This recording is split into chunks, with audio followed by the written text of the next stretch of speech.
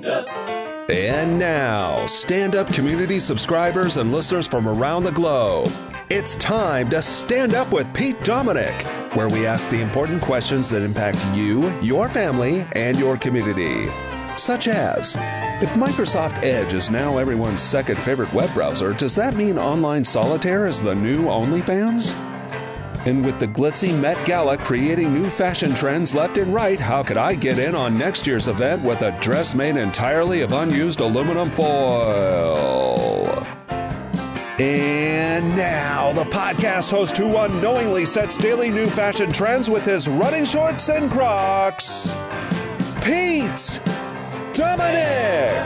That is accurate. Running shorts and Crocs is probably the best way to describe my style. Thank you very much, Pete Co. Thank you for pressing play on today's episode of Stand Up. Thank you for subscribing to it on whatever app you listen to, on the Apple, the Spotify, even the YouTube. YouTube.com/standuppwithpete. It's my YouTube channel, and you can just listen to the audio there if you have any problem with the apps, and so many other places to listen for free as well. But this is a free podcast, technically, but it's not cheap. This is my job. So please consider a subscription for as little as $5. If you haven't already, just go to standupwithpete.com right now. On the show today, I have two constitutional law scholars. One is from the University of Baltimore, and she's never been on the show before. She is brilliant. Her name is Kim Wehle, and the other is one of my closest friends, a mentor, and he has been on as much as anybody. He is Professor Eric Segall of Georgia State University, who joined me yesterday live. We did it live. We'll do it live on the Twitter, and it was very easy. It's the first time I've done that. A lot of people said they liked it, that thought that was a cool gimmick to have, kind of a breaking news analyst expert, because we're talking, of course, about the Supreme Court's decision, leaked draft decision to overturn Roe v. Wade. You heard about it. You know about it. There's a lot to talk regarding it. So let's do it, shall we? It's time for The Last 24. This is the part of the show, Monday through Thursday. I do the news segment. I play audio clips. It's a little clip show. Then I've got headlines. Then we get to the guests. And let's start, because I'm doing today's show early. I got up early. Usually I do it late. Every once in a while, I get up real early in the morning at 4 today, and it gives me access to the late night comedian clips, which is great. And Stephen Colbert is the best. And last night on The Late Show on CBS, in this clip, he plays pieces, short clips of audio. I hadn't heard, I don't think, any of these before, of the 5 Supreme Court justices who voted to overturn Roe v. Wade, of them affirming that it was the law of the land, etc. Here it is from The Late Show last night. Now, I'm not a lawyer. I can't tell you if Roe was rightly decided, but I can tell you that it's an important precedent that has been repeatedly reaffirmed. And that's not my opinion. It's the opinion of these clowns. Roe versus Wade is an important precedent of the Supreme Court. Roe versus Wade clearly held that the Constitution protected a woman's right to terminate a pregnancy. The Supreme Court of the United States has held in Roe versus Wade that a fetus is not a person for purposes of the 14th Amendment. That's the law of the land. I accept the law of the land. It's settled as a precedent of the Supreme Court. Wait a second. So Kavanaugh was talking out of his ass? That cannot be easy with all that beer he boofed. All right, that's Stephen Colbert on The Late Show last night, of course. And let's head over to The Daily Show, his old gig, where Trevor Noah had a great monologue at the top. I'm going to give you 2 minutes of that right now. It's important to remember how we got here, because keep in mind that poll after poll shows that a majority of Americans don't want Roe v. Wade to be overturned. But the GOP didn't care about that. No, they didn't care about winning over the people. They just cared about getting enough justices onto the court to get what they want. Basically, they use the same tactic that asshole friend of yours uses when they're ordering pizza. Hey, what topics does everyone want? What do you want on the pizza? Extra cheese and pepperoni. Well, I'm ordering, so it's anchovies and pineapples. Dick. And that's basically how you end up with a Supreme Court decision that amounts to a hostile takeover of America's reproductive rights. The draft opinion is apparently written by Justice Samuel Alito. The language of this draft is blunt, at times scornful. Justice Alito apparently writing that Roe was egregiously wrong from the start. He calls it an abuse of judicial authority and adds it is time to heed the Constitution and return the issue of abortion to the people's elected representatives. Justice Samuel Alito says, quote, the inescapable conclusion is that the right to abortion is not deeply rooted in the nation's history and traditions. Yeah, believe it or not, according to this argument, there actually is no fundamental right for women to control their own bodies. Yeah, lawmakers could pass laws giving them that, but that right is not part of this nation's history and traditions, which is kind of true. I mean, the history of this nation is that men can control what women do. And that's what we want to go back to, right? Progress? Yes, yes. Am I getting it right? I mean, but then again, the right to an abortion has also been around for 50 years now. Think about it. You want to talk about history and tradition? I think it's safe to say that that's a tradition at this point. Like, if you go without electricity for a weekend, you're camping. If you go without it for 50 years, you're Amish, motherfucker. That's just who you are. That's just who you are. And most people thought the freedom to choose was just how America was. No one ever thought the GOP could just roll it back by playing a reverse Uno card. They didn't know it was a thing. I mean, okay, for perspective, consider this. It wasn't until the year after Roe v. Wade that women in America got the legal right to have a credit card without a man. Think about that. Yeah. And I think we would all agree it would be a little weird if the court was suddenly like, look, if the founders wanted women to have credit cards, they would have said so. They would have. Wow. Yes, that's true. My mom actually recently told me that. I think, Mom, is it right that that you had to have dad with you to get a checking account? Is that right? Shout out to Mom and Dad, by the way. Both of my parents are positive for COVID. My dad is on the mend. I think my mom is hopefully, it's on its way out as well, but she might be a little bit behind him in terms of her recovery. But they're okay. They're all right. Totally not feeling great. They weren't. It was not great, but not the worst. And they're luckily they've both had 4 shots, and so yeah. But they're also in their late 70s, so it's disconcerting to say the least. But Mom and Dad okay. Talking to them several times a day over the last couple, and now back to the show. Sorry. The point is we are going backwards. That's the point. Let's go back to the CBS Late Show where Yale law professor Emily Bazelon was joining Stephen to break some of this down. Okay. What stands out to you about Alito's arguments? Well, so up until now, Roe and Casey, this later decision that affirmed it, have been based in the idea that there's a right to privacy and also that the Constitution protects our liberty. And the reasoning was that to really be free and equal, women have to be able to control their own bodies and when they have a baby. That's an equal protection argument, though. It's a liberty interest argument. Okay, yes. Alito doesn't agree with any of that. And one of the rationales he gives for not agreeing is that women are actually in a better position, he says now, than they were when Roe was decided in 1973.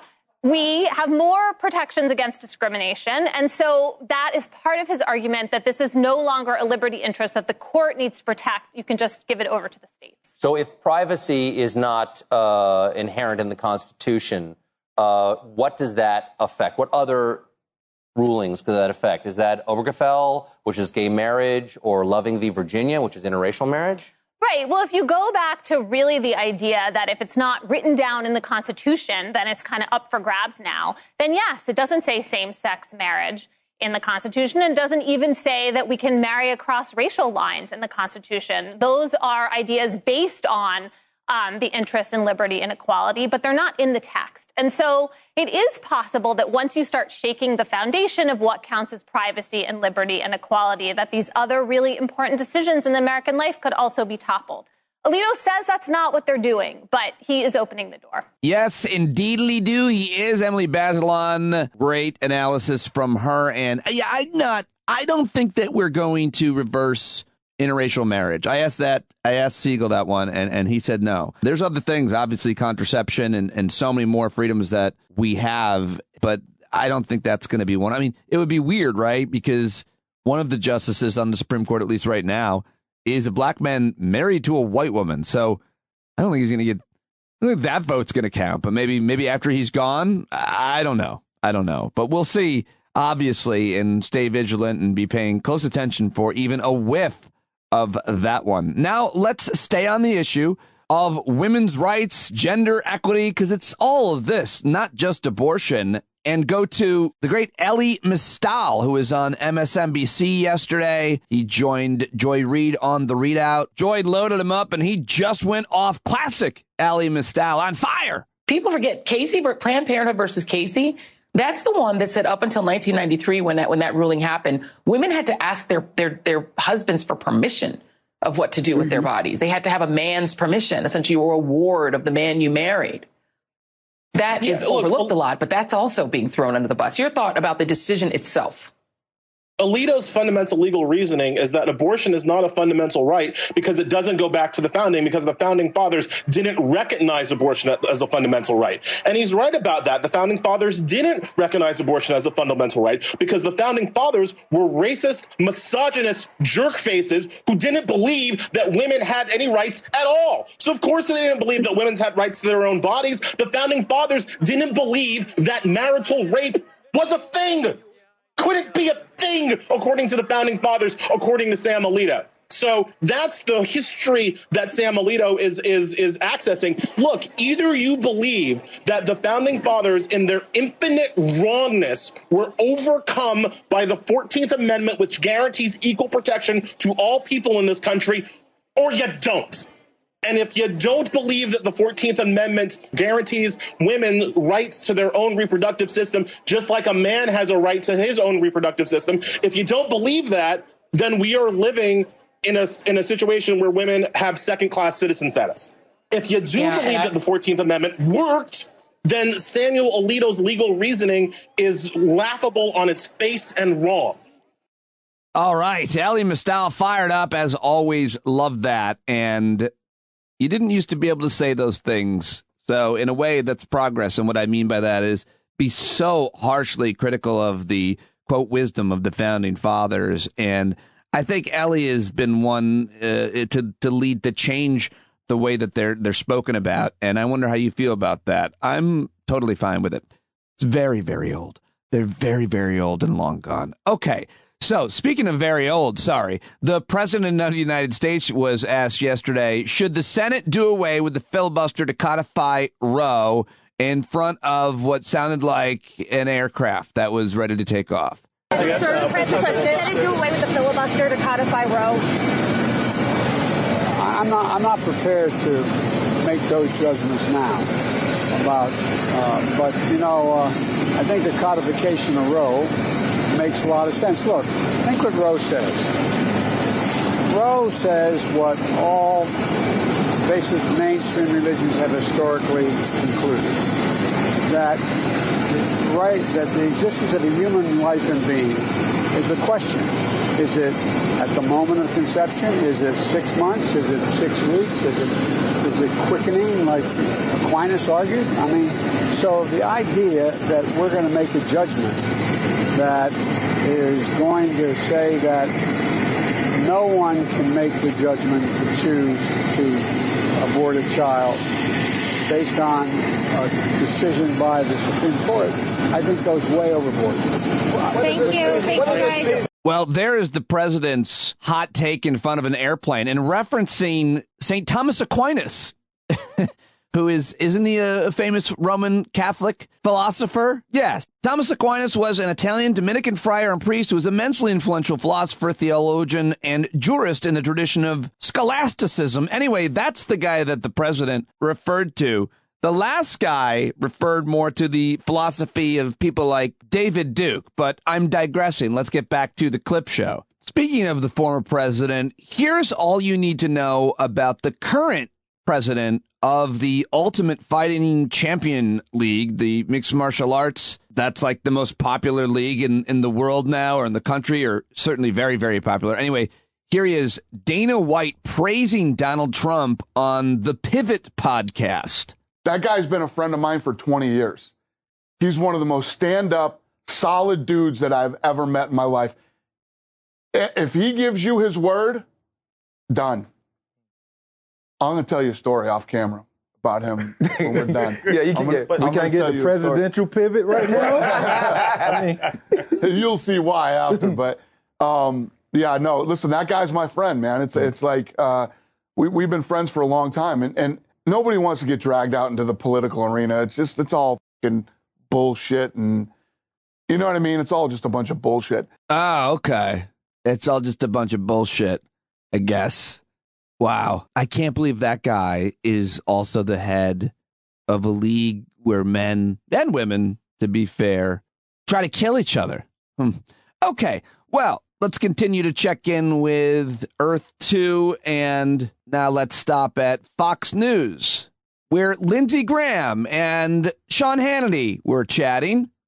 Here's what I think. I don't think this decision by the court, if it holds, is going to change the midterm elections at all, because people are going to vote based on the safety and the well-being of their family, not a Supreme Court decision. All right. Well, nobody knows women like Lindsey Graham is the tweet from Adam Parkhomenko around that clip. All right. Senator and human hot air balloon Ted Cruz was on Fox News trying to be as hyperbolic as he could to reframe the debate and blow out the Overton windows so that we're arguing with the kid who runs the go-kart track at the mall about policies regarding women's reproductive rights. That's what I mean by blowing out the framing of the debate. Did that make any sense? Here's Ted Cruz. And I got to say that this leak at the court is the most egregious breach of trust at the court in the history of our nation. Maybe a little bit hyperbolic, I'm not sure. And here's Laura Ingraham losing her voice during her rant. But the world that the Democrats and the pro-abortion activists have created, it's one of unending misery, where the vulnerable women and minorities, excuse me, are preyed upon by the people who lie. I'm going to go to Molly because I've lost my voice. Molly, take it away. It is so interesting to hear people talk about this not being a Democratic issue if Roe v. Wade is overturned, as this draft opinion from Alito suggests, when that is precisely what this draft opinion shows. That would be returning to the American people. Screaming in the control room, cut her mic, she's coughing, cut her mic, she went to Molly. What is wrong with you? What is wrong with you, Seth? Seth's like, I'm so sorry. I don't know, Mike. I don't know. I wasn't thinking. I'm really. And then after the show, they just have a post-show meeting and everything's totally fine after the guy screamed at him. I just made that up, but that was my experience in control rooms and cable TV. Oh, and you got to hear this. This is like an 18-second master edit of how focused and how many mentions there were of the leak. All of this is just, I think, from Fox News yesterday. I want to talk about the leak itself. The leak itself. Is that a crime? The leak. The leak. The leak. The leak. The deal with the leak. The leak. The leak. The leak. The leak. The leak. The leak. The leak. The leak. The leak. The leak. The leak. The leak. The leak. The leak. They're outraged not about the leak. They're outraged about what's in the decision.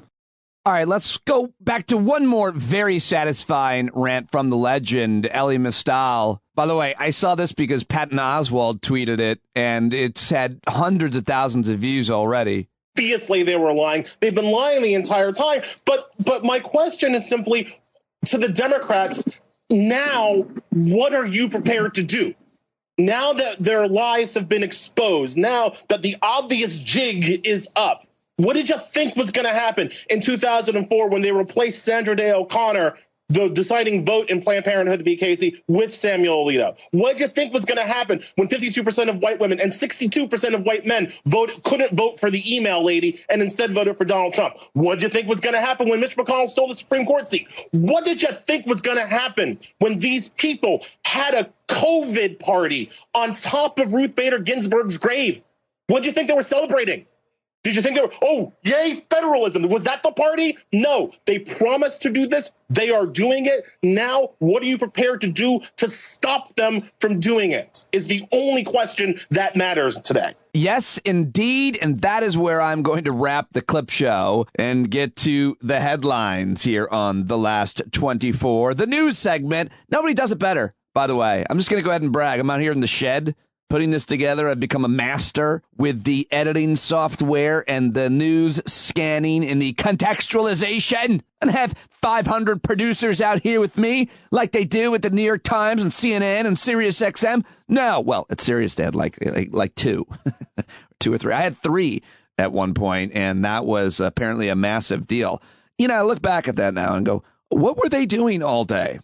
Okay, so I put it all together myself every day. It's a comprehensive look at the news, sound, and now headlines. You're not going to get a more robust helping of information and analysis, I'd say, almost anywhere, and I do it Monday through Thursday. And then come back out here Sunday night and start all over again. So that is my live read. How about that? That is the live read for Stand Up with Pete Dominic. Go sign up for a subscription.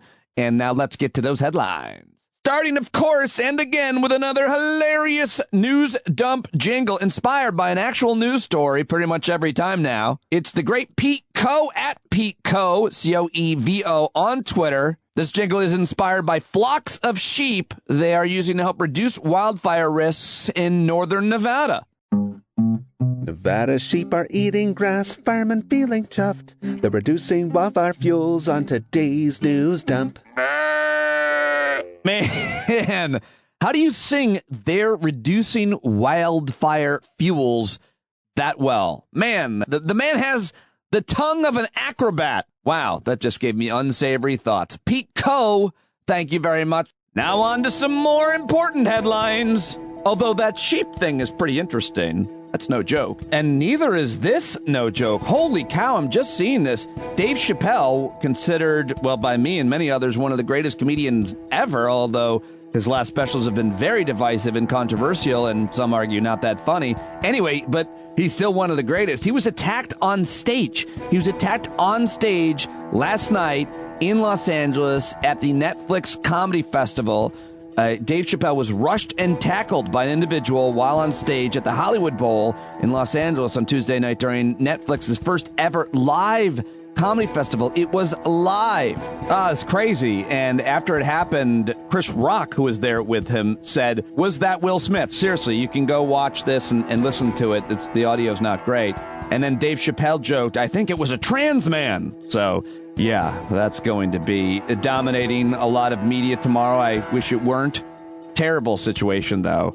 Brittany Griner, a 2-time Olympic gold medalist, has been detained in Russia now for 75 days. She was arrested in February at a Moscow area airport for allegedly having vape cartridges in her luggage that contained hashish oil, which is an illegal substance in Russia. She's facing drug charges of up to 10 years in prison in Russia, but the United States has elevated her situation. U.S. officials are now negotiating for her release from wrongful detention. Apparently, they've now classified her as wrongfully detained. I don't know why it took that long. This is a terrible situation, and I hope that young woman is released very, very soon. You can't help but think about if that were a male basketball star who were more famous and brought in more money or something like that, how that would be seen. What other terribleness do I have for you today? The governor of Oklahoma has signed a 6-week abortion ban into law. The bill, a near copycat of the controversial Texas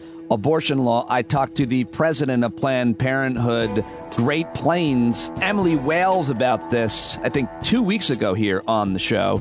They cover Oklahoma. And so we'll continue to follow what's going on there and try to help those women as well. Employees at another Apple store are unionizing, this time in Maryland. Now I'm losing my voice. Starbucks is saying that employees, they're getting new benefits, but not at stores that are unionizing. How about that? The leader of the European Union has called for a Russian oil ban in a new set of sanctions. So that tech strategy continues to progress across Europe. Representative Tim Ryan won the Democratic Senate primary in Ohio yesterday, and Trump acolyte, complete sellout, and man apparently who is hollow, J.D. Vance won the Republican primary. So that will be your matchup in Ohio for that open Senate seat. Congressman Tim Ryan, who's been on this show several times, who I know, really good guy and a great campaigner and a fierce dude as well. That's going to be interesting against J.D. Vance. We'll see what happens in Ohio. The first Asian American cabinet secretary, Norman Mineta, has died at the age of 90. He served during the Clinton and Bush administrations leading the Department of Transportation through the aftermath of the 9/11 terror attacks. The CDC announced they're reiterating their recommendation for masks on planes and trains. Health officials continue to recommend that Americans wear masks on planes, trains, and buses, despite a court ruling last month that struck down a national mask mandate. I think when you get COVID, you always wonder how and where you got it and second guess yourself and everything you did. My parents took their first trip on an airplane since, I think, 2019, since the pandemic started, and that was last week. And so my mom is pretty convinced that that's where they got it. Even though they wore their masks, it had happened. The mandate was lifted just before they went on that trip. I don't think my mom would have. I don't know if they would have gone. Who knows? It's worthless time spent to second guess these decisions at this point. Employers posted record 11.5 million job openings in March, meaning the United States now has an unprecedented 2 job openings for seek better paying jobs, while also contributing to the biggest inflation surge in 4 decades. That is Paul Weissman writing at the Associated Press. And that is also your news dump for the 4th. May the 4th be with you, by the way. I should have probably opened with that. I forgot all about it. Actually didn't know it was the 4th today, but if you're a Star Wars fan, I see you out there. Okay, now it's time to get to my guests. It's time for the guest segment here on Stand Up. I don't know why I began to sing there. I'm very excited to bring Kim Wehle on the show for the first time. I've known of Kim's work for a real long time. I've seen her on TV, and then I met her in person last year, I think last summer, when I was down in Washington, D.C. For an event that Glenn Kirshner was holding for his subscribers. She's a professor of law at the University of Baltimore. She's the author of 3 really interesting books: How to Read the Constitution, What You Need to Know About Voting and Why, and her new book is How to Think Like a Lawyer and Why. These are the series of books that she has written. She's also an opinion writer. She contributes to Politico, The Atlantic, The Bulwark, The Hill. She's a former analyst at CBS News, a former assistant U.S. attorney, and a really smart woman, constitutional law scholar who broke down yesterday's draft decision for us and analyzed, speculated on what might be coming next. I really enjoyed this conversation with her. I hope that you'll get her books. I hope that you'll let her know you heard her here. It's her first time here. She's a first-timer, so you got to let her know people are listening. That always is very effective with my great guests. Encourages them to come back. She's on Twitter at Kim Wehle, and that's W-E-H-L-E, Kim Wehle. Here we go. There she is, Kim Wehle. What an honor to have you on for the first time. I'm sorry that we're going to have to talk about this issue, but I'm psyched to finally get you on. Thank you for joining me. Thanks for having me, Pete. Yeah, I know you're in high demand. I mean, all the SiriusXM shows, all my old friends over there, and CNN and everywhere else wants to talk to you because you're an expert on this issue. But I know it's sometimes like a fire hose, but you've been covering obviously all these DOJ issues with the former president. What do people mostly, leads networks that everybody wants to talk to you, Kim? What do they mostly want to talk about? Well, I like to think I'm sort of the explainer of complex issues into everyday common sense language. Yeah. So, it runs the gamut, anything legal, but the stuff I really have expertise in is constitutional law, voting, anything relating to the power of government. Do we get 2 Kim Wehle's, one at university in the lecture hall and one on CNN, or is it the same? It's a little different, actually. You have to dumb it down for us, don't you?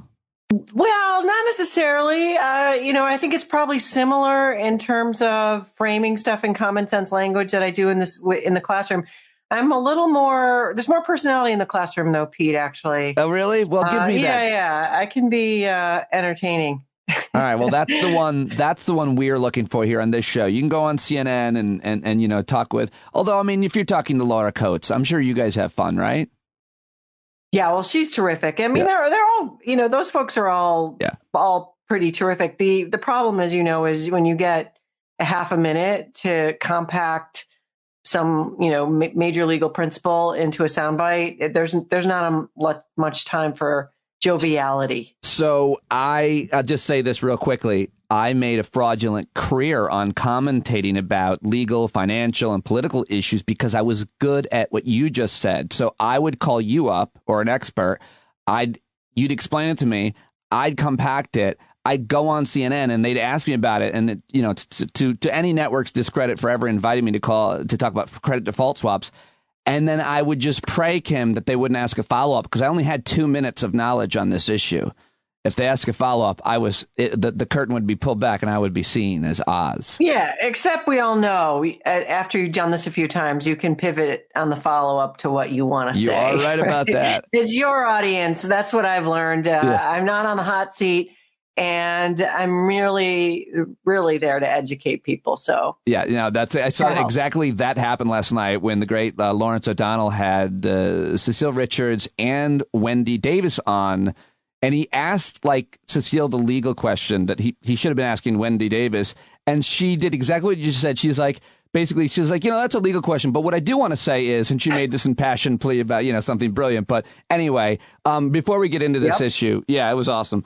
I could talk with you about media another time and all of it. But before we get into your latest at The Hill and everything, The Atlantic, about all things abortion or Roe v. Wade, real quick, I just found out about your book, and I'm sorry, but I'm getting it, I'm reading it, and I'll interview you about it. But your new book is How to Think Like a Lawyer and Why, a common sense guide to everyday dilemmas. Kim, I'm very excited. What is this, first of all?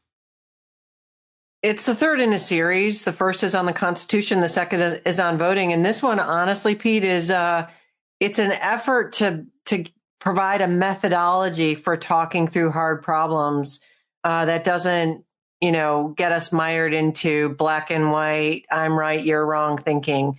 It also gives a 5-step process for using lawyer skills to make, complex decisions in life. So, but my secret aim really is to figure out ways of communicating better because we're so polarized. And I know that's cliche, but it's affecting our kids. It's really a problem across the board. And believe it or not, these awful lawyers actually we have skills that can be brought to bear on that. So that's the idea behind the third book. I love it. Will it help my marriage? I don't know. I'm divorced, and I do talk about that. So maybe I don't have the best track record, but for sure, it can help you get out of escalating power struggles. Which, unless my marriage was a one-off, I think that tends to be, what happens after many years. Just not to go off too far of a tangent, but I think it's hard to be in a relationship, any relationship, parent, child, but certainly in a marriage, a partnership, where one person is a lot better at arguing, because it doesn't make them smarter or a better person. It just means they're really good at arguing. The other person maybe just can't counter it, but is definitely right. I wonder what you think about that.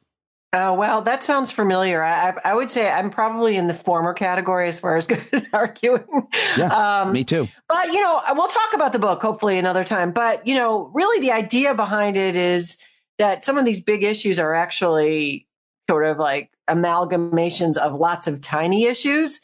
And if you kind of break stuff down into smaller pieces, it doesn't seem so overwhelming and you don't get so dug into it. This is also from years of teaching. Students come in wanting answers and lawyers look for questions. It's a very different approach to problems. Well, there's nothing more divisive maybe than abortion in America. So that can lead us into that. Your piece at The Atlantic is really important. And a lot of people were sharing it and resharing it last night. Because wait, when did you this first posted? Oh, December 2021, this article posted at The Atlantic, which is the best magazine. What Roe could take down with it. The logic being used against Roe could weaken the legal foundations of many rights Americans value deeply. It seems to be the question most people are concerned about. What is next? What right that we gained through hard-fought legal challenges and protests and organizing for generations are we going to lose next, potentially, Kim? Right. I would say one of my other little secret skills is predicting this stuff long before it becomes breaking news. So now everyone's writing about how there's a cascade of rights that are going to fall with Roe. And that was back in December. And, there's a huge myth around Roe, Pete, which is, it's built on some foundation of sand and it's made up and it's this and it's that. Well, guess what? A lot of rights under the Constitution are not articulated in the actual document. And I could go on and on. The right to freely associate with whom you want to is not in the First Amendment. The right to decide how to educate your children, the right to be free of forced sterilization, the right to engage in your profession of choice and not have the government tell you what you should do. A lot of those rights come down to the very same concept that it looks like Alito is throwing out the window with Roe, which is this idea of liberty under the Due Process Clause. This notion of, the Due Process Clause protects life, liberty, and property, goes back to the Magna Carta. And in theory, the idea is government can't throw you in jail unless you at least get a hearing. So it's a process-based thing. But the court has said, starting in the early 20s, listen, there's some ideas around liberty that are bound up with just what it means to be free vis-a-vis the government. And that includes things like, making your own healthcare decisions. So that's the foundation of Roe. So you start chipping away, or you not even chipping away, you trash Roe. It's a stone's throw to all these other things. And I can talk about, Pete, how Alito puts a fig leaf over that distinction. He acknowledges that this is a treacherous, slippery slope, and he put some, I think, unconvincing roadblocks in the way. But this radical court, anything's on the table. In his decision, you're saying he acknowledges that. You're not talking about his confirmation hearing or other utterances of his. You're saying in this decision, he's saying, don't worry, this is going to stop here. We're not going to do anything about contraception. That's my Alito impression. I think I nailed it. Yeah, it's pretty good. 98 pages of it. And he acknowledges this as he has to. People think Roe is some, sort of outlier of crazy Supreme Court, activist judging. But it's a pretty short document, the Constitution. It's pretty old. And so there's lots of interpretation that happens. And people will be surprised, the kind of stuff that we walk around assuming government can't do. That's not in our friend, the Constitution. And, basically Alito in his decision says, oh, well, Roe, abortion is about an unborn fetus. Well, show me that, Pete, in the Constitution as a limiting principle. Then he says, well, the government still has to have a rational basis for infringements on liberty. But, the case I talked about where a guy went to jail for teaching German to a 10-year-old. Yes. I've read this. Nebraska said, we want English speakers in this country. That seems like a rational position. Look what's happening in Florida with education rights and book banning and all this stuff. I'm reading your article. That's Meyer v. Nebraska, what came about teaching German in private schools. What's happening in Florida are you talking about? Well, I'm just, we are talking about banning certain kinds of education around race, around LGBTQ rights.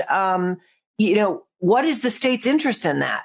I said, like, they can always concoct something, and oftentimes it's something that would be troubling when you're talking about these areas of protection. And the last thing he says is, this is the one that really floors me. He said, oh, well, sure, there are certain areas of independence from government interference that we've recognized, but those are, quote, far, far afield from the decision around a pregnancy. So I'd love to understand the far, far afield test. Pete, it's a know it when you see it test. If you happen to be 5 judges in robes in the U.S. Supreme Court, this is not, oh my gosh, we are safe. We are not. One of the things Amy Coney Barrett said during her confirmation hearings was, question from Senator Klobuchar about super precedent. And basically she said she didn't consider Roe v. Wade super precedent because there's still a huge, amount of people that are against it, unlike loving or interracial marriage and some other things.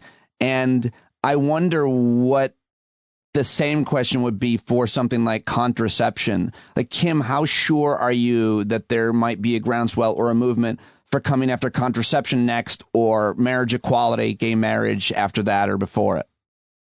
I think we are on a very fast train towards single party minority rule around divisive cultural issues in this country. And I think I think this could extend not just to marriage equality, but also to race-related civil rights reforms that we've seen. I don't think there's any endpoint here. And Justice Barrett's reference to super precedent, or Justice Alito's talk about egregiously wrong decisions, these are all made up ideas. This is all made up stuff. These conservatives are not somehow conservative in this jurisprudence. We're in trouble, Pete, because there is no limiting principle here. There really isn't I predict, and as I'm bragging about making predictions, but basically the court sends us back to the states and says, okay, Alito says, oh, if you're a low-income woman that, has problems with, having to have a forced birth by the government, go to the polls or run for office, right? Well, Laura Ingraham said last night. That's how we had a civil war around enslaving human beings, is because the states wanted to do things that contravened our value system. More stuff, Pete, is going to go back to the states. I think this is an attack on the federal government itself, ultimately.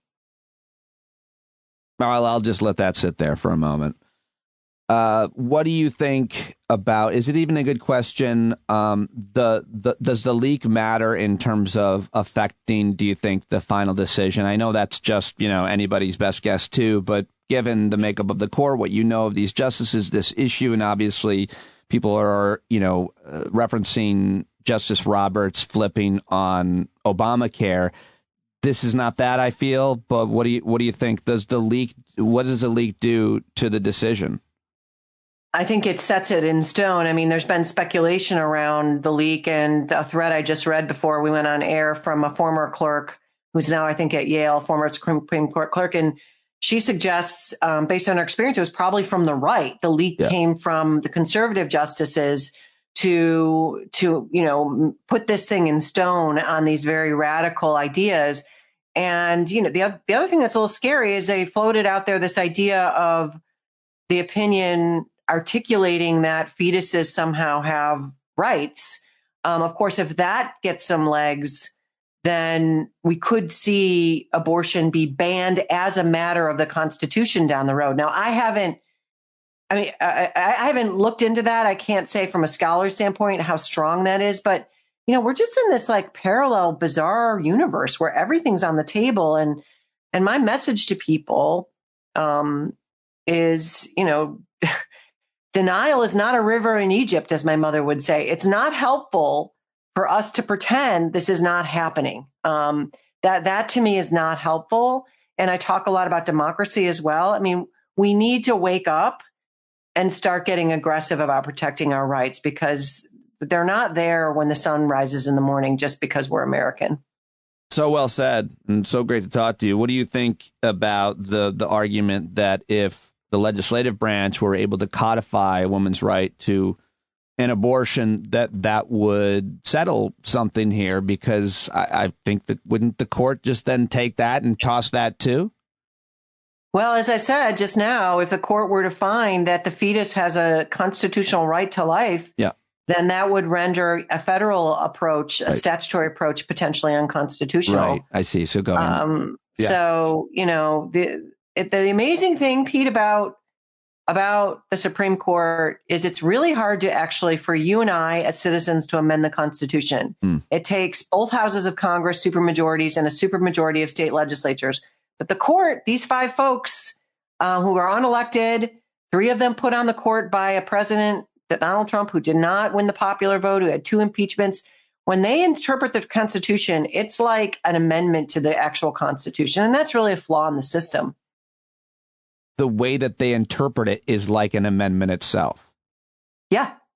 They can add definitions or take definitions out. We can't do that.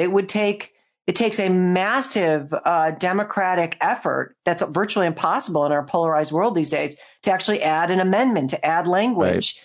For voters to do it, it's impossible. These folks can do it, like just doing it right now. This is the first time in the history of the Constitution where the Supreme Court snatched a constitutional right away, took it away. Now, Alito compares this to Plessy versus Ferguson, the separate but equal case that said, okay, well, you can treat people of color government separately so long as they're in an equivalent a railroad car, for example. Brown versus Board of Education called that bad precedent. But in doing so, it was expanding the rights of people, right? Narrowing the power of government. What this does is expands the power of government and narrows the rights of millions of childbearing women and girls and other people. One last question based on what you just said. I saw Professor Michelle Goodwin, who seems pretty smart, on MSNBC last night, and he said, Lawrence O'Donnell said something similar that you did about we've never had a right snatched like this. And I think she tried to make the argument like, hold on now, voting rights have been under attack and have been taken. I wonder what you think of the argument, because if people are also making the argument, you first had to make it harder for black folks to vote, which a lot of people argue that's a lot of what abortion has to do with. But then you could make it easier to take women's rights as well. What do you think about the voting rights point and where we're at with that? Well, I've written a whole book on voting. I'd love to have a show on or talk to you about voting. I think it's a little bit different. I agree the right to vote is being massively narrowed. The Supreme Court has taken an axe to it in a series of decisions. But the court hasn't come out and said, oh, by the way, there's no constitutional right to vote anymore. It's not in the Constitution, believe it or not. The court has interpreted this right, just like it interpreted a right to abortion. But this is taking a Sharpie and crossing out a right that the court is whittling away at the right to vote. That's different from coming out and saying, you know what, you don't have one anymore. Go at it, states, do whatever you want. And, I'm not even sure, Pete, that imprisoning women for engaging in, abortion type activities is off the table in this moment. Anything goes. When there's no countervailing constitutional right saying, you know what, government, you can't do that. That's what a constitutional right is. Right. It's basically, it's putting the brakes on government overreach. And if that brake isn't there, take it as far as you want. If it gets you votes, Ron DeSantis, if it gets you in power, it riles up the base. That's where we're headed. The framers understood that. And so it's so infuriating because, everybody's made this argument forever, which is this is a conservative idea. Get the government out of my house, out of my womb. This is the only exception where the government to folks on the right, because they're inconsistent and hypocritical because it's about abortion, which is. And let's face it, too. True confession. I have 4 daughters, so I have 2. So I have 2. So I can't. I think about these issues. There's a nod of misogyny in this decision, right? So the idea that Alito says, get back in your time machine like Michael J. Fox in the DeLorean and go back to 1791. And, there wasn't a robust protection for abortion rights, but women couldn't vote. Women couldn't technically be raped by their husbands. They had no right to contract. They couldn't own property. You really have to ask, if you were talking about a man having to give up some bodily integrity to protect a baby, this would be a very different outcome. Well, just so you know, this is my thought, my opinion on it. I spent the whole car ride to school with my 14-year-old daughter talking about religion because she kept asking why. And I said, my opinion is, and I hope that you'll get somebody else's, but I always try to couch it in that. But this is religion. It's patriarchy. It's men being in charge of women. That's what I tell her. The very first sentence, Pete, of this leaked opinion talks about abortion as an issue of morality. Yeah, that's his opening segue. Yeah. That is the tone he sets. So there is one woman in the majority, but she's from a pretty conservative, maybe a little unusually conservative Christian sect. I'm not sure that reflects mainstream approaches to equality for women today. Well, you're pulling your punches, I feel. But can you imagine just hearing this, Kim? The Alitos are coming over this weekend. Pete, you know what? I have some in my neighborhood. I have the Kavanaugh family in my neighborhood. I bump into him from time to time. I've known him for many years. Oh, wow. And, wow. He has 2 daughters. He's a very affable guy, smart as any lawyer on the planet. Yeah. And, I don't know. Do you talk to him about we stuff? all have to stay professional, but the fact that 75% of abortions are for low-income women. 50% people under the poverty limit, which is about $11,000 a year. $11,000 a year, and you're going to take a couple thousand and put it towards terminating a pregnancy. And imagine you're pregnant because you were assaulted and raped by your boyfriend. The idea that contraception, or Justice Coney Barrett, put them up for adoption. I mean, if that were the answer, we would not be in this position needing protections to have access to that kind of health care relating to pregnancy. The work you're doing with your books, your commentary, it's super helpful. It helps people understand so much, and you're so smart. I'm psyched to finally get to talk with you. It was so great meeting you at Glenn Kirshner's soiree. And he's the best. He's the best. But I've been wanting to talk to you, and I'm really glad to connect. Thank you so much for joining me today. Thank you for having me, Pete. It was a great chat. All right, there you go. Kim Wehle, please go tweet her and let her know you heard her here. You appreciate her joining us. Go get her new book. I will get it and interview her on all of them at Kim Wehle, Wehle. So good. Definitely read that piece at The Atlantic and everything else. I'll link to them in the show notes on today's podcast. Second guest, same issue, basically. This is one that's going to take a lot of unpacking and trying to understand what it means for us, which is why, of course, I was very happy to have Eric Segall joining me. And we went live yesterday morning around 9:30 in the morning, and it worked. Technically, it was flawless. We were live on Twitter, and I'm able to do that on Twitter and YouTube and Facebook, maybe all of them at the same time. I'm trying to figure that out 2 years in. That's what happens when you don't have a team, because you're just producing that day's show, not researching all of the new technologies. But I'm getting there, folks. I am getting there. I'm getting younger, not older, with these technologies, I promise you. And so Eric Segall and I went live yesterday. So this aired originally yesterday on Twitter Live and now here on the podcast. Eric, of course, you know him. Everybody knows Eric Segall, the Legal Eagle, Georgia State University, constitutional law scholar, author of 2 excellent books on the subject, of course, host of the Supreme Myths podcast, now with a very popular TikTok channel, and of course on Twitter at eSpinSegall. Here we go. First and foremost, let's just talk about the leak itself. There was a leak to Politico, and it obviously is at this point confirmed. I think it's fair to say, because if it wasn't the actual document of the decision, the Supreme Court itself would have said something at this point. I'm not sure about that, but I do think that Politico is betting its company on this, and when people bet their company, it's probably valid. All the legal experts, like Adam Liptak of the New York Times, other people, we're all treating this as a real leak. But that's a big difference, Pete, just to keep it real, from saying this is the final opinion. It is absolutely not the final opinion. It's not marked the final opinion. We don't have any concurrences or dissents, which we know Justice Roberts is going to write something separately. That we know. And of course, the liberals are going to dissent strongly. We don't have any of that. And it is possible that a justice could change their mind, one of the 5 who signed on to this, between now and the day it would be issued, except, and by the way, Josh Blackman, who's what everyone thinks of him, is not unsavvy about these things. A week ago, said that he thought a draft opinion had been leaked to the Wall Street Journal. And CNN reporters, including Joan Biscott, who's a really good, strong reporter. Yep. A lot of credibility. She wrote the biography of Justice Roberts. I played 3 minutes of her on it last night. Yeah, go ahead.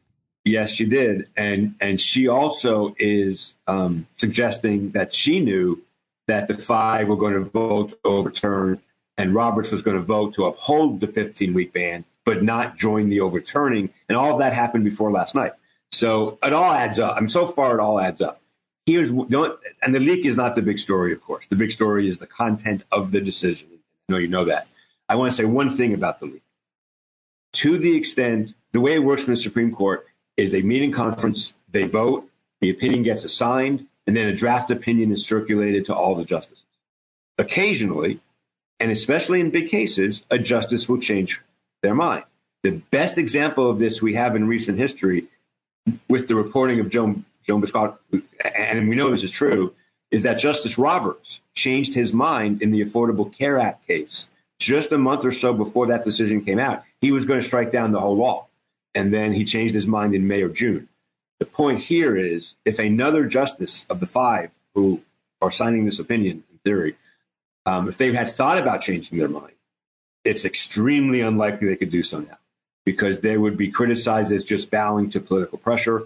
And that suggests, and so that's what I'll say about it, that whoever leaked this probably was on the conservative side. And we don't know, but probably was on the conservative side. And there's different theories as to why that is. A, to blunt a reaction in June, and B, we finally did it. We did it. Get it out so they can't reverse it.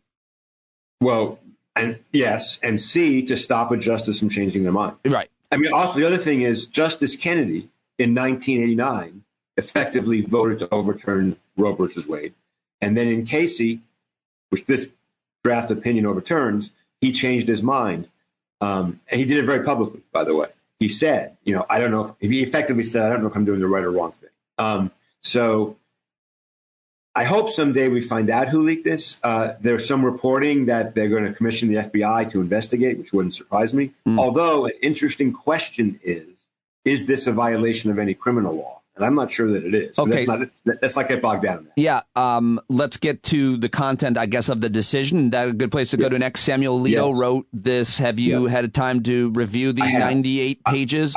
Luckily, it's only 68 pages and then a lot of appendixes. But yes, I have. There are several startling things and everything. I want to be clear about something. Okay. I'm a little self-conscious talking about what we're about to talk about abortion, which although it clearly affects me, it affects women dramatically more so.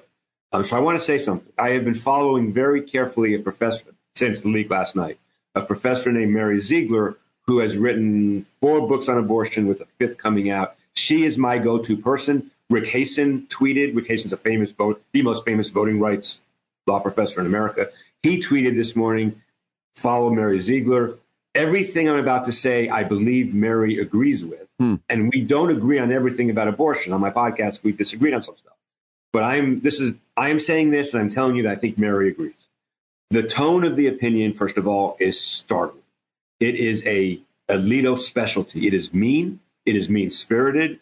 It takes shots at the author of Roe in ways that are just unfair and angry. It takes shots at Justice Kennedy, who was part of the plurality in Casey. And most importantly, Pete, as a matter of substance, it basically returns the issue of abortion to the states without requiring an exception for life of the mother, rape, or incest.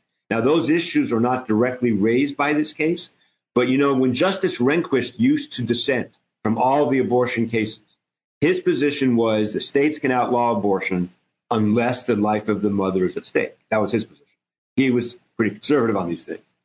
There is no language like that in this opinion. That's really scary, right there. Rape, incest, life of the mother. I don't think the 5 people who signed this opinion in its current form would prohibit a state from outlawing all abortions, even in those situations. Right. Oof. That's scary as all get out. Wait, and there's one more really scary thing. And you and I talked about this at the time, and I talked about some other media outlets at the time. So Roe was built on Griswold.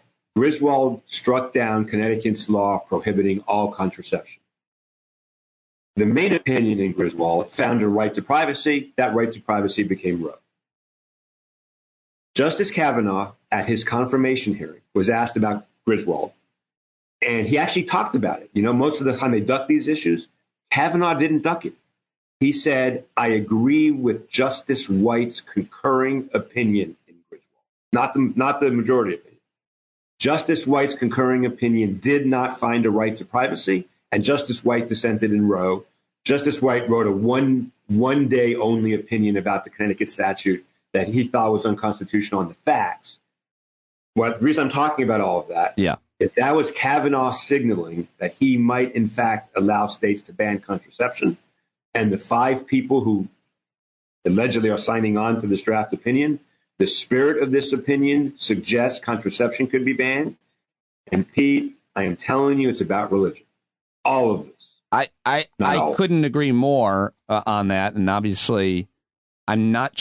Is that controversial, Eric? That this is religious in nature. The issue is religious in nature. The activists are religious. The judges are religious. And by the way, on Twitter, lots of people watching. If you want to retweet it again, I just did. But a couple smart comments that I don't think we disagree with. But as happens when you have a caption rolling across the screen that says something, people will react to that, which is cool. The end of abortion rights in America, it says, and a couple people, including Cornell Woolridge and Stephen March, saying end of more than that. And that's what you're saying. And that's what a lot of people are saying. Same-sex marriage, interracial marriage, potentially any right. No, hold on. Not interracial. Let's keep our heads. Okay. Here's what I think is back on the table if this draft opinion becomes law. And people like Mary Ziegler and Sarah Posner, who you've had on your show, have been arguing for a long time this is where the movement is heading. Under this opinion, I think the right to contraception is in jeopardy. And I definitely think, and this is the first time I've thought this since 2000, whatever it was, I think the bans on same-sex marriage are back in play as well. Yeah, you're not alone in that. Why is Loving the decision that allowed, legally? Because there is no world yet where a majority of these Supreme Court justices would overturn Loving and allow states to ban interracial marriage. And here's why, Pete. Here's why. Remember, these are people. They're not robots. They're not judges even. Right. They're just freaking people. Yeah. All of them in their law school careers were taught that Loving is like Brown. There's just no way. They're not going to reverse Brown, and they're not going to reverse Loving. And there would be race riots if they did it, and they know that. And so that's just not going to happen. However, and none of that involves privacy. The ban, neither the same-sex marriage cases nor the interracial marriage case involve the right to privacy. What this is, I think, is leading to a direct attack on the right to privacy. And that makes sense because these justices don't believe in the right to privacy at all. What about the big question that I have is what does this mean for blue states? What does this mean for states with strong abortion rights, access to abortion? So here's the big issue, and this is the biggest issue. It's one thing to allow red states to outlaw abortion. You and I have talked a lot about that, and I don't want to present silver linings today because it's I don't want to take away from the horror that red state bans on abortion will cause to women. I don't want to take away from that. But, and here's where maybe Dr. Doom and Gloom won't be so doomy and gloomy. There are political upsides to this, which we should discuss at a later time. Okay, there are political upsides for progressives on this in the long run. But let's not talk about that today. What it means for blue states is that there is a very strong chance these 5 justices would say the fetus would say that the fetus is a constitutionally protected person, and blue states cannot even allow abortion. Now, I think that's a long shot, Pete, but I think it's possible. And and listen, Congress is starting to debate a bill banning abortions nationwide, and also let's be clear about something else. These 5 justices would not allow Congress to create a federal right to abortion. They will not allow it. Well, hold on. They won't allow that. Hold on just a second on that, because that was my next question. Yeah. So the United States Senate, the House has already passed a bill that codifies abortion rights into law. The Senate would love to sign on to that bill, but they're maybe short of the filibuster is in the way because it looks like they might have the votes. They might not have the votes. It depends whose analysis. Doesn't matter. But you're saying that even if the Senate codifies abortion rights into law, it doesn't matter because the Supreme Court would just overturn that. And you're also saying that if conservatives take over the House and Senate, they will codify potentially an end of abortion rights across the country. And the conservative Fox 5, as you call them, religious 5, would uphold that. Okay, there's a lot of questions there. I am. Well, it's a simple scenario, I feel. Right. I am very confident the court would strike down a congressional right, a federally created congressional right to abortion. I am confident of that. It is possible they would strike down a federal law prohibiting all abortions because that would raise Commerce Clause type concerns that some of the conservative justices have expressed. But I think the court would uphold that. I do. I think that the biggest fear that we all should have today is that the court might, in the long run, strike down blue state protections for abortion. Because let's be real here. The federal government's not going to act unless there's a landslide in the next election on either side.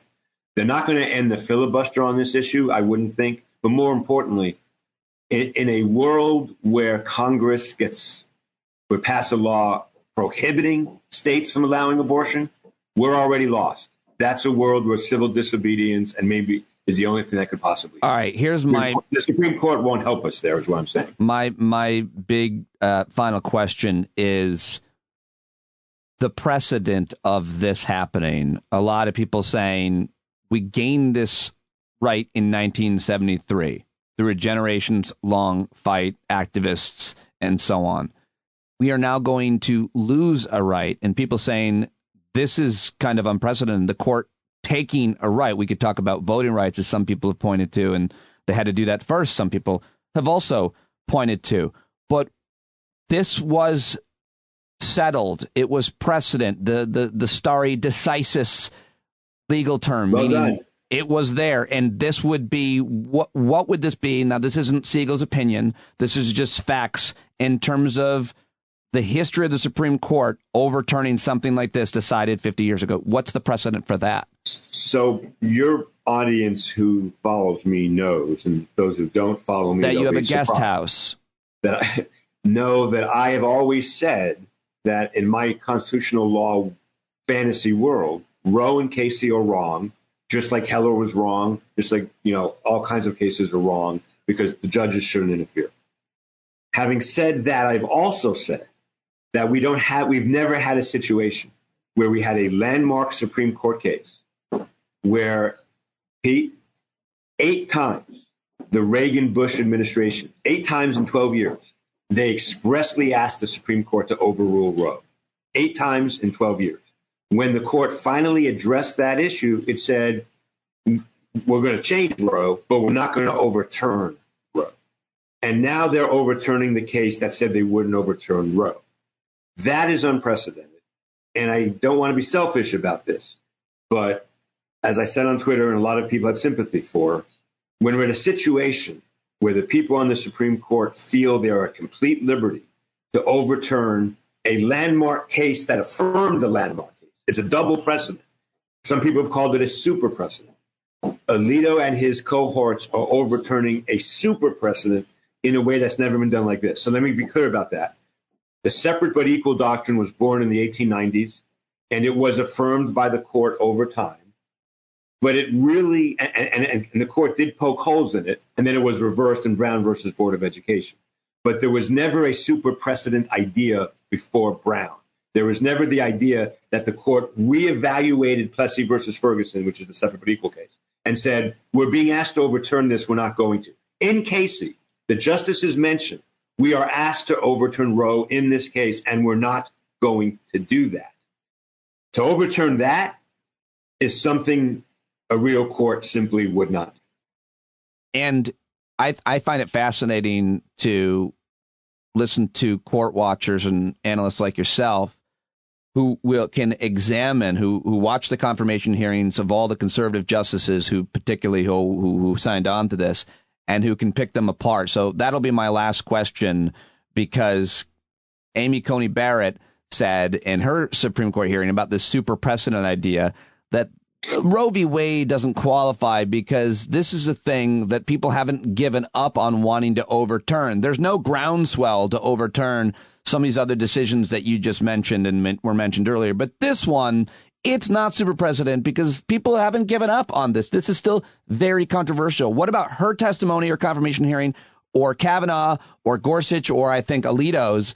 Do you want to just comment on here at the end that was a sign, a tell, or even a hypocrisy or contradiction? What I want to say is that the draft opinion repudiates Casey's view that public opinion is relevant. The plurality opinion in Casey said to reverse under fire would undermine this court's legitimacy. So we're not going to do it. Now, I've criticized that part of the opinion. Most people have criticized that part of the opinion. if Barrett suggested that, public opinion matters because people are still fighting over this, that does not come through in the clarity in the draft opinion, where Alito really does say, and correctly in my opinion, public opinion just doesn't matter. Right. The common thread among the 5 people who joined this opinion, there are 2 common threads. And before we go, I want to remind people, these are human beings. I know they work in a marble palace on a hill. They go to the bathroom, they have sex, they're human beings. Well, I assume they have sex. They have human beings. They're human beings. Sorry, people. And 2 things. All 5 of them grew up in a world of Federalist Society propaganda that Roe versus Wade is different than other Supreme Court constitutional law cases. It is different in importance and scope, but it's not different in terms of constitutional interpretation. Roe versus Wade was the justices making shit up, just like Heller, just like a lot of other cases. And they were raised on abortion, on Roe as a sin. That's one. Yeah. They were raised on that. That matters. 2, more importantly, they're all religiously opposed to abortion. Right. And if people don't think that wasn't a big part of this, then people aren't paying attention. I still can't stop thinking about Clarence and Ginny in the bedroom, but thank you for that. So, okay, just real quick, anything that you can plug the rest of the day? Just I'll leave this on for those that are watching live right now on Twitter. Where else? I know you got a lot of interview requests. Can you say anything about any of them or no? Well, I'm going to do a thing for the Christian Science Monitor in about 5 minutes, and that'll be published today or tomorrow online, I think. There'll be other places. I did a TikTok on this morning. Oh, good. Okay. Go follow Eric. Where I talked about the religious angles to it. Cool. It's going to be interesting to see if the Supreme Court ever comments. I don't know what's going to happen with that. But that's on the validity of the document? On just the whole leak. I would expect the justice to come out and say, I would expect Roberts to issue a press release saying this is a draft opinion. Yeah. Regardless of its authenticity, it is a very preliminary stage of our thinking. Pay it no mind. Leaving this uncommented seems very strange. Or they might just say this was an illegal leak and we'll let you know more when we investigate it. I don't know. But Pete, I'm thinking about the millions of women in red states. Yep. And by the way, let's keep our eye on the ball on that. The blame is with state legislatures, not the Supreme Court. The blame is with state legislatures. The blame. There's plenty of blame to go around, including every Republican president who did not even win the popular vote and yet appointed the justices, specifically Trump, who appointed 3 justices. The blame is the people who said Hillary wasn't perfect. There's a plenty of blame to go around. If we want to do that, we could do another hour, I suppose. But I hear you. I take your point. But Pete, yes, you're right about that. But that's all different. The actual decision maker, so far anyway, on whether women get to control their bodies and their destiny, are state. No, I see your point, because the point about that is that's where change can occur if it's not so gerrymandered, which is for another day. Thank you for joining me. Thank you to the 40 or 50 people who watched this live. Obviously, everybody listening on the Stand Up with Pete Dominick podcast. Eric Segall, you are a mensch and an angel, and I love you, and I appreciate you joining me live. Thanks for love you too, buddy. Experimenting. I'll talk to you later. Bye. All right, there he goes, Eric Segall at Eastman Segall. Oh my gosh, at Eastman Segall on Twitter. Check him out on TikTok. Listen to the podcast. Get the books. Kim Wehle, thank you as well. Thank her on Twitter, please, for joining us here. And thank you for listening and subscribing for free and with the paid subscriptions especially. I'll see you tomorrow night at the Hangout. Scheduled right now to have Ali Velshi on the show tomorrow. Really excited to talk to him, hoping that he wins all the awards for television journalism that he did covering the war in Eastern Europe and the invasion in Ukraine. And he was there for a long time. So really excited to talk with him tomorrow. And I've got to go get this up for you to listen to today. Love you guys. Thanks for the support, for listening. John Carroll, take us out. Stand up. I think your driving wheels been leaking grease. Boy, you better stand up. Stand up. Well, there's a whole lot more of us who know what's right. They'll keep right on ignoring us if we keep sitting tight. You got to open up the window to let in some light. You got to stand up. That's right. You got to rise up. You got to stand up. You got to stare the devil straight in the eye. We got to let him know it's his turn to go.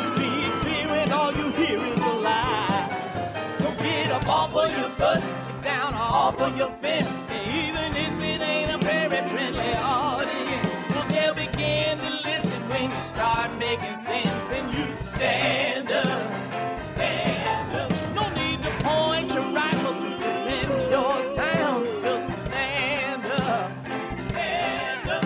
You know they can't deny you what you're laying down. Boy, you better stand up, stand up. Show your face of every color, yellow, black, red, and brown. She's the place where every lost child will finally be found. There's only one thing to do before we stand our ground, and that's stand up, stand up. Well, the founding fathers saw a land for all. They had to stand up, they had to stand up. They had a keen imagination for a crystal ball, drawing all the plans of stand up. But all they had to go on was the time they were in, with other causes for laws, and since they weren't even sin, they knew that change was gonna come before the change could begin. They had to stand up. All right, they had to stand up. We got to stand up. We got to look the devil square in the eye. We gotta let him know it's his time to go, and make it clear when all we hear is a lie. Why you lying awake wondering where the money all went? It'll be the cost of freedom that'll go unspent. You can see him flee the scene of that experiment if you stand up.